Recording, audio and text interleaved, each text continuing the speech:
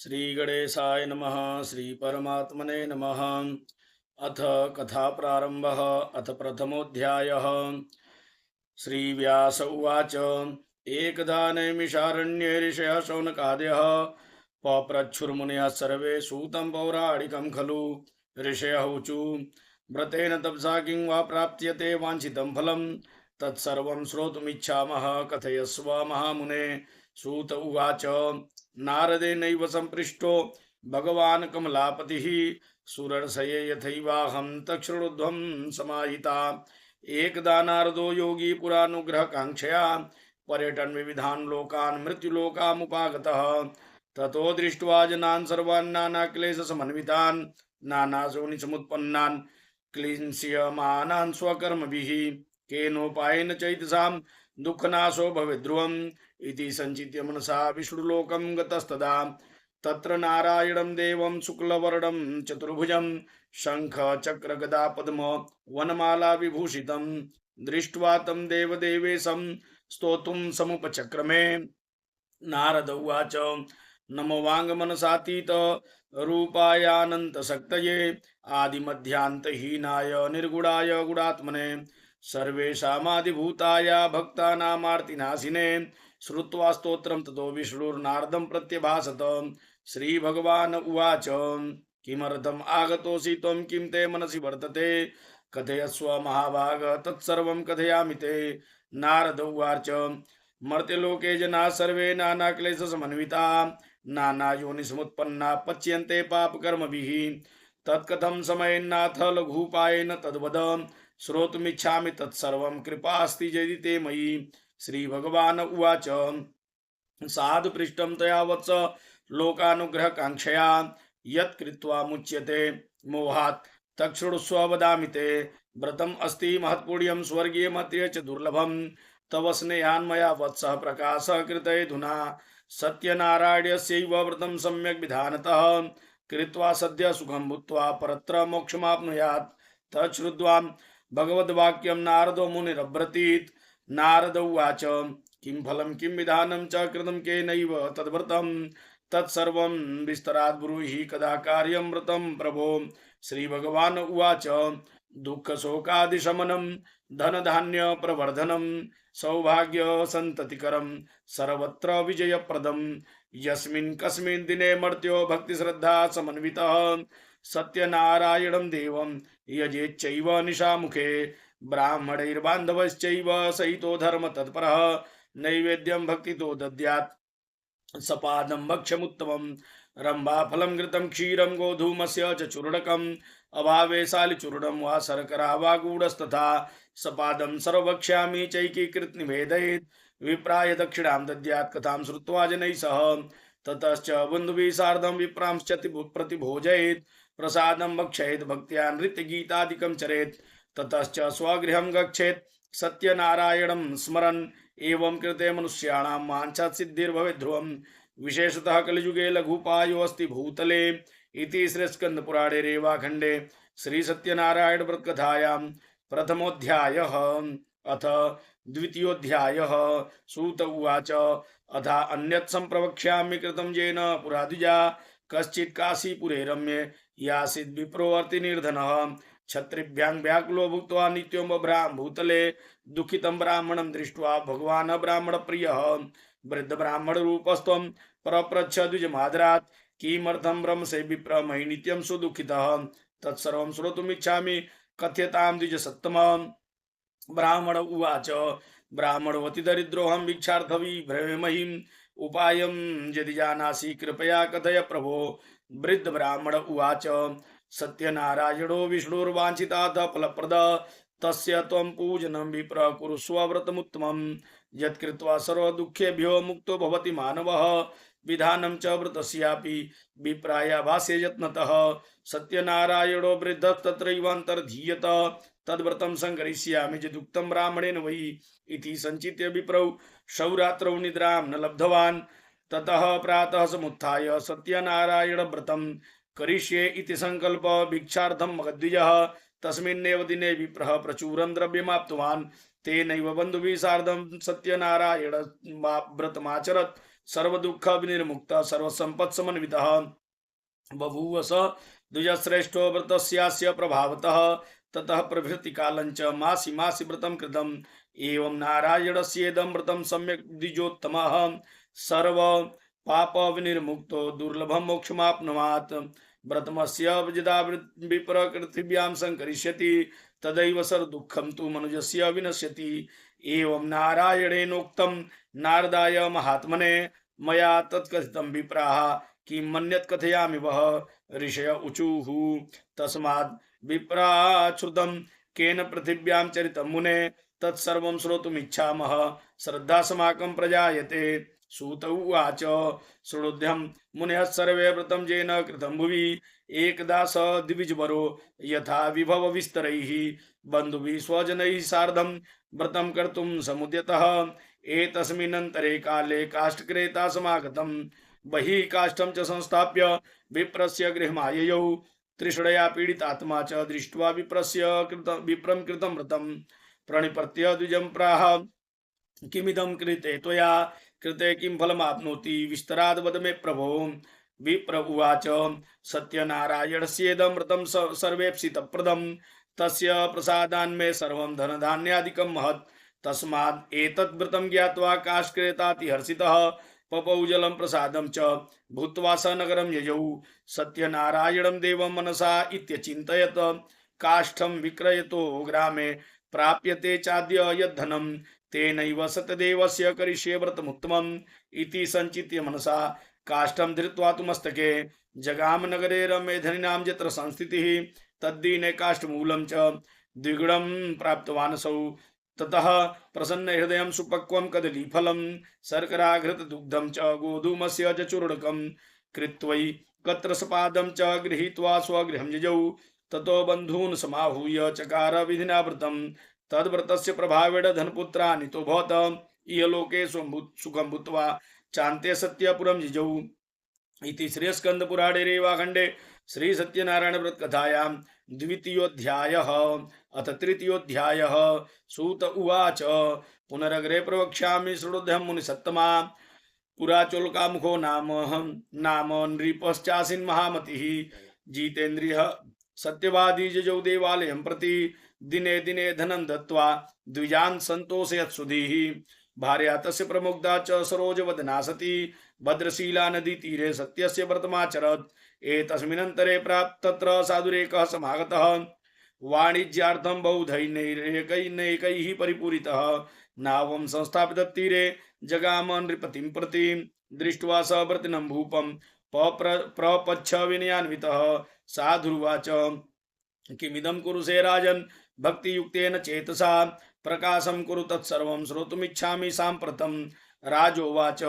पूजनं क्रियते साधो विष्णोरतुलतेजसः व्रतं च स्वजनैः सार्धं पुत्रद्यावाप्तिकाम्यया भूपस्य वचनं श्रुत्वा साधु प्रोवाच सादरं सर्वं कथय मे राजन् करिष्येऽहं तवोदितं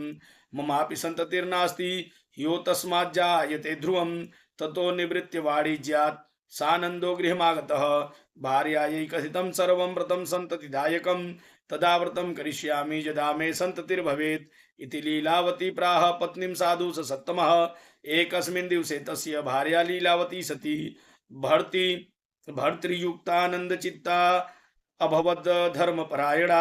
गर्भिणी सा भवत् तस्या भार्या सत्यप्रसादतः दशमे मासि वै तस्याः कन्या रत्नमजायत दिने दिने सा बभृदे शुक्लपक्षे यथा शशि नाम्ना कलावती चेति तन्नामकरणं कृतं ततो लीलावती प्राह स्वामिनं मधुरं वचः न करोषि किमर्थं वै पुरा संकल्पितं व्रतं साधुर्वाच विवाहसमये त्वस्या करिष्यामि व्रतं प्रिये इति भार्या समाश्वास्य जगाम नगरं प्रति ततः कलावती कन्या बवृद्धे पितृवेश्मनि दृष्ट्वा कन्यां ततः साधुर्नगरे सखिभिः सह मंत्रयित्वा दूतं प्रेषयामास धर्मवित् विवाहार्थं च कन्याया वरं श्रेष्ठं विचारयन् तेनाज्ञप्तश्च दूतौ काञ्चनं नगरं जजौ तस्मादेकं वणिक्पुत्रं समादाय गतो हि सः दृष्ट्वा तु सुन्दरं बालं वणिक्पुत्रं गुणान्वितं ज्ञातिभिर्बन्धुभिः सार्धः परिस्तुष्टेन्द्रचेतसा दत्तावान् साधुपुत्राय कन्यां विधि विधानतः ततो अभाग्यवशात् तेन विस्मृतं व्रतमुत्तमं विवाह समये तस्यास्तेन रुष्टो भवत् प्रभुः। ततः काले नियतो निजकर्म विशारदः वाणिज्यार्थं तथा शीघ्रं जामात्रे सहितो वणिक् रत्नसारपुरे रम्ये गत्वा सिन्धु समीपतः वाणिज्यम् अकरोत्साधुर्जामात्रा श्रीमता सह तौ गतौ नगरे रम्ये चन्द्र केतो नृपस्य च एतस्मिन्नेव काले तु सत्यनारायणः प्रभु भ्रष्ट प्रतिज्ञाम् आलोक्य शापं तस्मै प्रदत्तवान् दारुणं कठिनं चास्य महद्दुःखं भविष्यति। एकस्मिन् दिवसे राज्ञो धनमादाय तस्करः तत्रैव चागतश्चौरौ वणिजौ यत्र संस्थितौ तत्पश्चात् धावकान् दूतान् दृष्ट्वा भीतेन चेत्सा धनं संस्थाप्य तत्रैव स तु शीघ्रमलक्षितः। ततो दूता समायात्रा यत्रास्ते सज्जनौ वणिक् दृष्ट्वा नृपधनं तत्र बद्ध्वा नीतौ वणिक्सुतौ हर्षेण धावमानाश्च प्रोचो नृपसमीपतः तस्करौ द्वौ समानीतौ विलोक्याज्ञापय प्रभो राज्ञा ज्ञप्तास्ततः शीघ्रं दृढं बद्ध्वा तुताबुभौ स्थापितौ द्वौ महादुर्गे कारागारे विचारतः मायया सत्यदेवस्य न श्रुतं कैस्तयोर्वचः अतस्तयोर्धनं राज्ञा गृहीतं चन्द्रकेतुना तच्छा पाच्यतयोर्गेः भार्या चैवाति दुःखिता चौरेणापहृतं सर्वं गृहे यच्च स्थितं धनम् आदि व्याधि समायुक्ता क्षुप्तिपाशाति दुःखिता अन्नचिन्ता परा भूत्वा बभ्राम च गृहे गृहे कलावती तु कन्यापि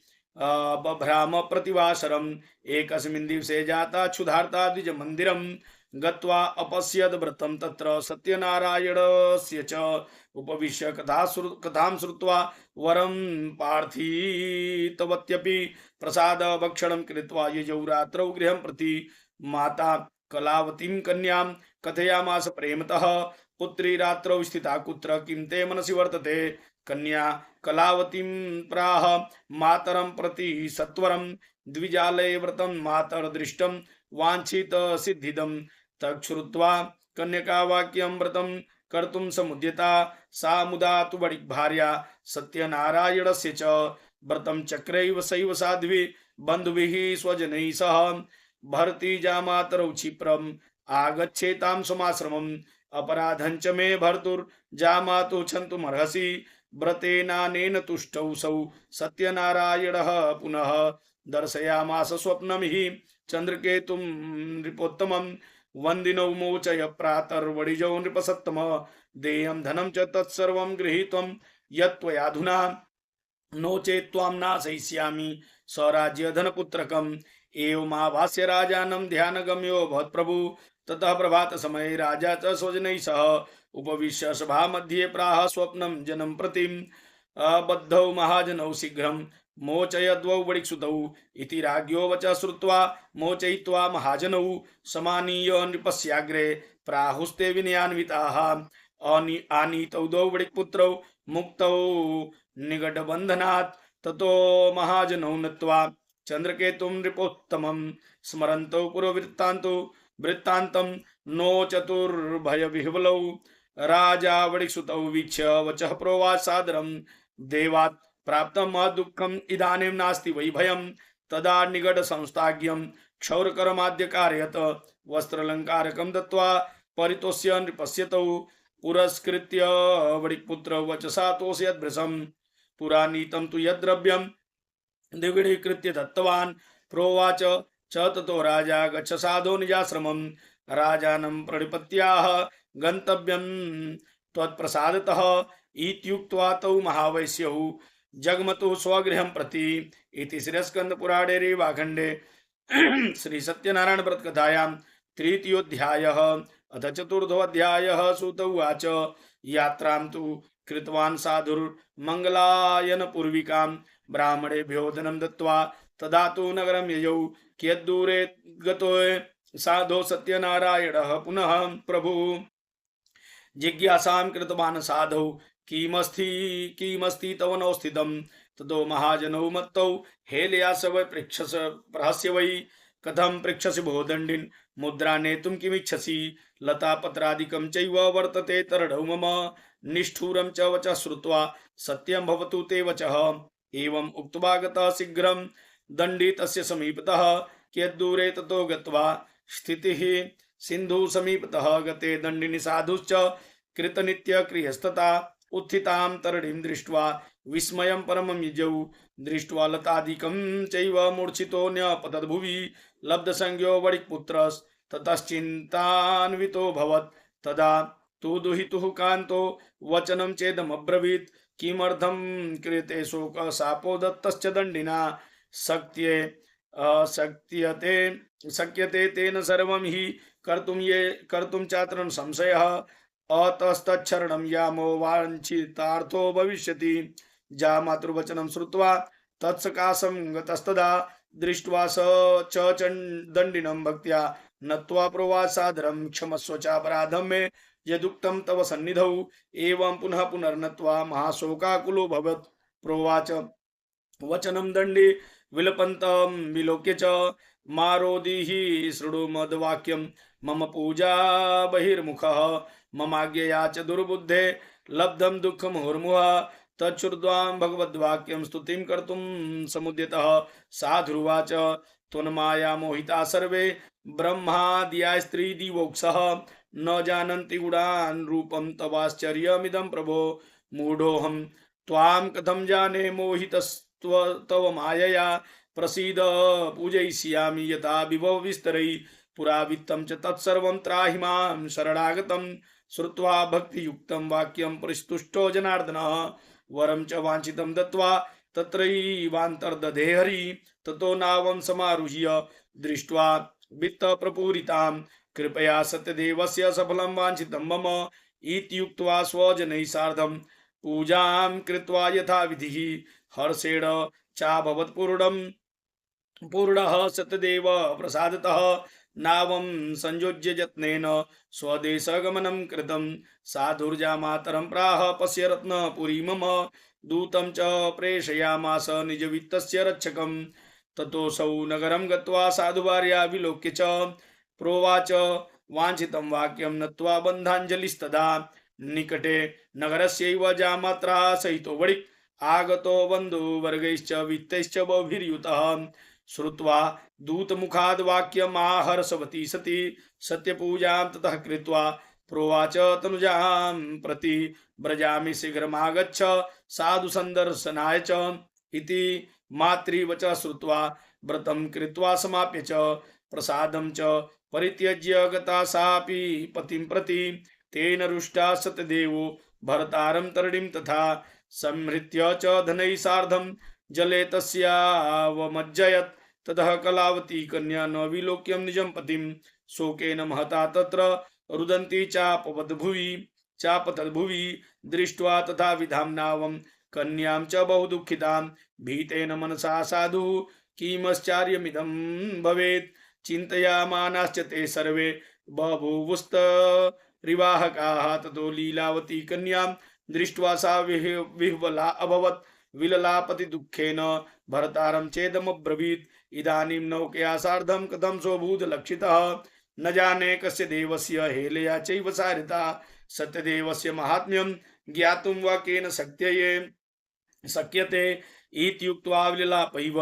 ततश्च स्वजनैः सह ततो लीलावती कन्यां क्रोडे कृत्वारुरोधः ततः कलावती कन्या नष्टे स्वामिनि दुःखिता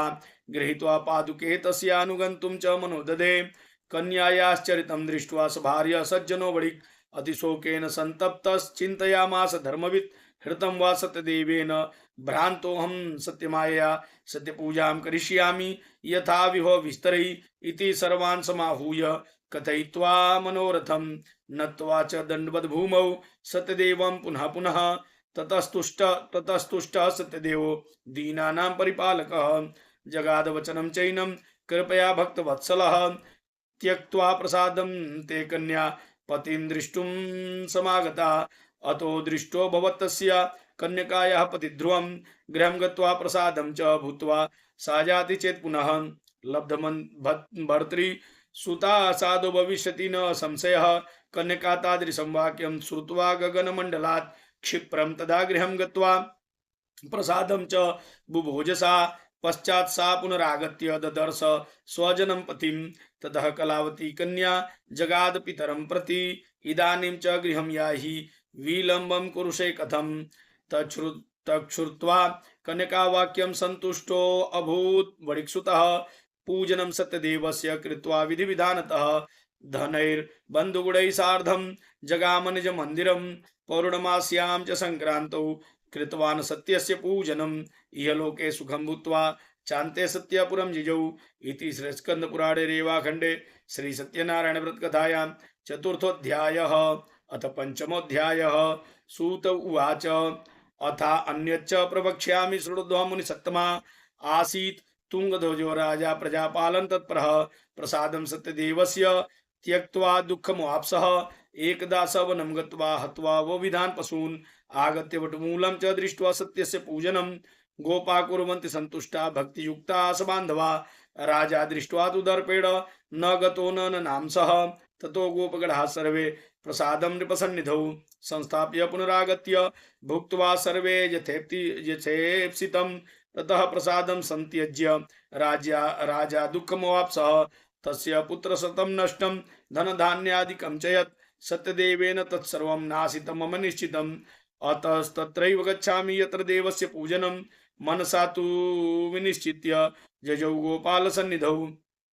ततोऽसौ सत्यदेवस्य पूजां गोपगणैः सह भक्ति श्रद्धान्वितो भूत्वा चकार विधिना नृपः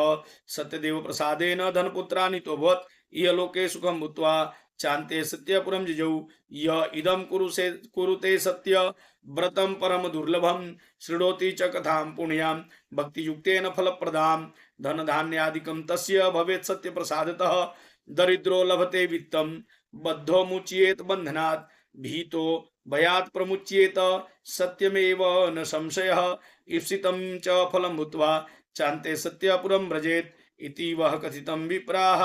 सत्यनारायण व्रतं यत्कृत्वा सर्वदुःखेभ्यो मुक्तो भवति मानवः विशेषतः कलियुगे सत्यपूजा फलप्रदा केचित् कालं वदिष्यन्ति सत्यमीशन्तमेव च सत्यनारायणं केचित् सत्यदेवं तथा परे नानारूपधरो भूत्वा सर्वेषामीप्सितप्रदं भविष्यति कलौ सत्य व्रतरूपी सनातनः श्री विष्णुना धृतं रूपं सर्वेषामीप्सितप्रदं य इदं पठते नित्यं शृणोति मुनिसत्तमा तस्य नश्यन्ति पापानि सत्यदेव प्रसादतः व्रतं यैस्तु कृतं पूर्वं सत्यनारायणस्य च तेषां त्वपरजन्मानि कथयामि मुनीश्वरा शतानन्दो महाप्राज्ञ सुदामा ब्राह्मणो अब्रूत् तस्मिन् जन्मन् श्रीकृष्णं ध्यात्वा मोक्षमापः काष्ठभार्वो बिल्लो गुहराजो बभूवः तस्मिन् जन्मनि श्रीरामं सेव्यं मोक्षं जगाम वै उल्कामुखो महाराजो नृपो दशरथो अभवत् श्रीरङ्गनाथं सम्पूज्य श्रीवैकुण्ठं तदा गमत् धार्मिक सत्यसन्धश्च साधुर्मोरध्वजो भवत् देहार्धं करकचैश्छित्वा दत्वा मोक्षमापः तुंगध्वजो महाराजः स्वायंभुवो अभवत् किल सर्वान् भागवतान् कृत्वा श्रीवैकुण्ठं तदागमत् भूत्वा गोपाश्च ते सर्वे ब्रजमण्डलवासिनः निहत्य राक्षसान् सर्वान् गोलोकं तु तदा ययुः इति श्रीस्कन्दपुराणे रेवाखण्डे श्री सत्यनारायण कथायां पंचमो अध्यायः सम्पूर्ण।